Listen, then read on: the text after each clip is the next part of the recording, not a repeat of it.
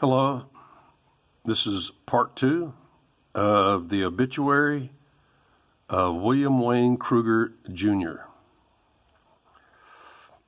And I decided to just cut my head. Actually, right now, I should be wearing it anyway. I need my kippa. I need my yarmulke. Keep the top of my head warm. As you've noticed, I'm bald. So, in the last episode, I left off where how my gigolo oldest brother, actually, with one exception, all my siblings were complete turds. I may speak. As a matter of fact, I'm not even sure I think they did mention Jerry, but.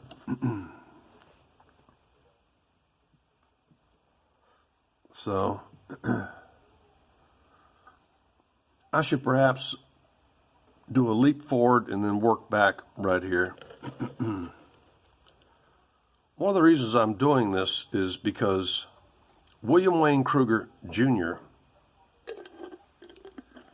was a schemer, and I was talking about he's a pipe dreamer, building castles in the air with money that he never got his hands on, like I explained in the last episode. My sister-in-law, this is a great story too, because they had so many vehicles and stuff like that, and he had built a house using his wife's money on Hollick Street in Bryan, Texas. They had so many vehicles. He parked on the street, was coming in through the garage. You come in through the garage door, then there's a guest, or visitor, apartment to the right. There's a utility room up front. Then there's a door that looks right into the kitchen and countertop breakfast kind of area. And his wife was washing dishes. I was sitting there having a cigarette, and when she still tolerated smoking in the house. And we were, I don't really know. She kind of drifted off on the subject and stuff like that. And we may have been talking about her sister or family, something. But the great thing is that just as my brother opened the garage door and his head was kind of down, he was trying to kind of come in. He thought it might be, he wanted to be quiet or something. He didn't.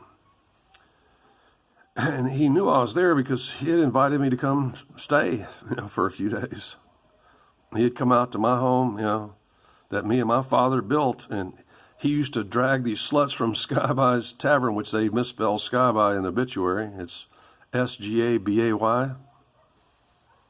You'll find it online. Look it up. And what I'm telling you is true, and almost everything in that obituary is a complete crock of shit. My brother wasn't a long-time Baptist, short-time Catholic. He was a complete and total atheist until he got old and found that religion was necessary to prevent social friction and etc. So my brother Bill, this was long after I'd already had it out with him and stuff like that. He and I were totally on the outs. He was sneaking in, coming in through the garage. He didn't come in the patio doors, the back doors, didn't come in the front. He was coming into the garage, and just as he opened that door, my sister, who had her back to the door and doors facing that way, and she said, "And if he thinks he's getting his hands on my mother's money, he's crazy." And right then he kind of went like, he looked at both of you. He very quickly figured out who we were talking about. She later told me that she had worked up a deal with Sudi Faye. Yes, I know. This is Texas in the southern, southwestern kind of region. So, you got to have 3 syllables. I don't want to give you my real full name, but it's 3 syllables between first and middle. And the look on his face was like worth that golden ticket to the Willy Wonka chocolate factory. I'm serious. So that right there was my first clue to my brother that his dreams of empire weren't going to happen. She was going to hold on to that money, squeeze it like she always had. She had always been very, as a matter of fact, we're not really sure because in her family they were all dark and she was blonde and light-haired. And she really had the looks like her mother had, probably with the consent of the father, had sex with a blonde, blonde-haired, probably blue-eyed or light-eyed European or, Ladino, Jew. She had, anyway. And you know what? The funny thing is that all their kids came out, even though my brother, most of you people don't know hair classifications. Like when a person has like what you call brown hair, that's actually what we call dark blonde. Brunettes, there's only 3 types of hair: blonde, brunette, 4, blonde, brunette, redhead, and black-haired. And even I am classified. Even these hairs you see here are what we call, they're blonde. They're either light blonde, they're either to medium blonde. And I have some of my ancestors' brunette hairs that keep hanging on here. And that's one of the reasons I keep trimming my beard, is because once it gets to be 2 feet long, just a little bit of sunlight turns them into clown orange. And yeah, I don't like that color. Yeah, I could do something about it, but I'm not gonna. So back to where I was talking about, it was still around that time that, as I had mentioned before, that my brother, which I just got through talking to a cousin about the fact that, about the misspelling of Skyby's Tavern and stuff like that. My brother, one of his ways, he cheated on his wife. He used to abuse his wife, Ida, and stuff like that.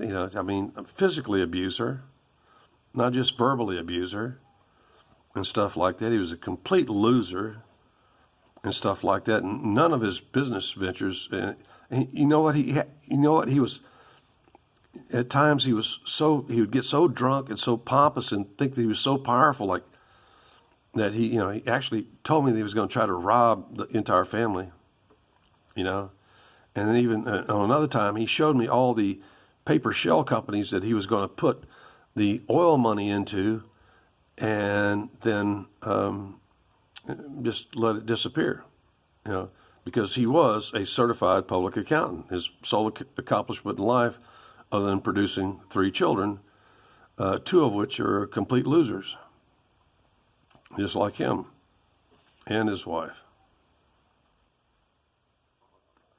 He married Ida because she was a devout, Roman Catholic, and he knew that he could do anything. He had been around enough to know that he could do anything, and she would never divorce him. He used to go over to like Skyby's and stuff like that and pick up these he'd get drunk with these sluts, have his children, his oldest son, oldest daughter with him, and then bring these sluts to the cabin that my father and I built, that I had to sign off on 3 times during the sales, and then have some and the way we had left it was open air circulation. The bedrooms were not completely sealed. There was no need for a family to seal bedrooms. So, there's not going to be anything going on there on a weekend. So, there were originally, anyway. And he would actually have sex, nasty, sweaty, drunken, drooling sex with these drunken sluts within feet of his children, who were just tired and terrified, but still knowing what Daddy was doing. And yet these children, even his daughter, still defends him and calls me a what was the term about the letters that where I exposed him for things like that? Vile. She called me vile. When she's a complete loser in life. Married a Jewish guy, a Dutch Jew who didn't even know he was Jewish. She was a blonde-haired German English Jew, German English Spanish Jew, Sephardic, who married a Jew who didn't even know he was Jewish.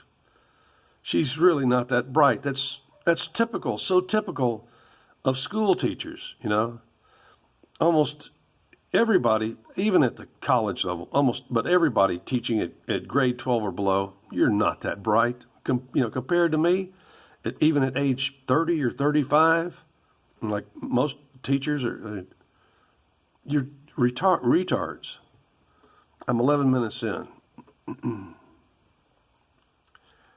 I want to get into this a little bit more here, is that I told you before that he had come in because this oil patch was developing. We had properties all over, and there's all kind of things happening.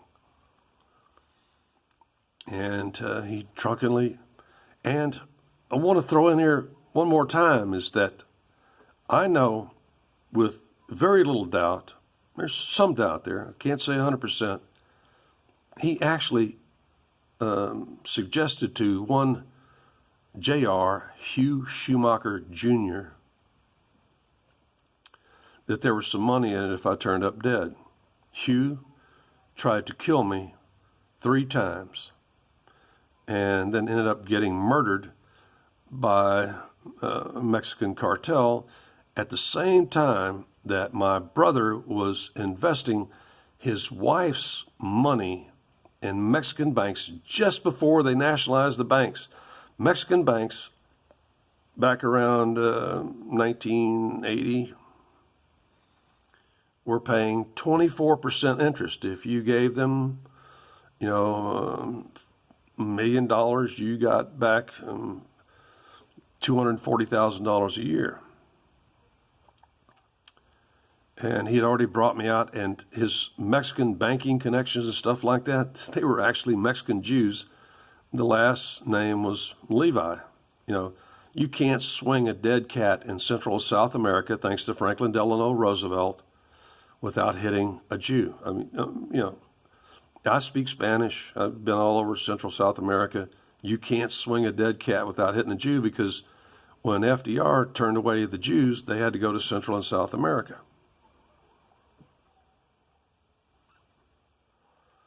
So, after surviving that,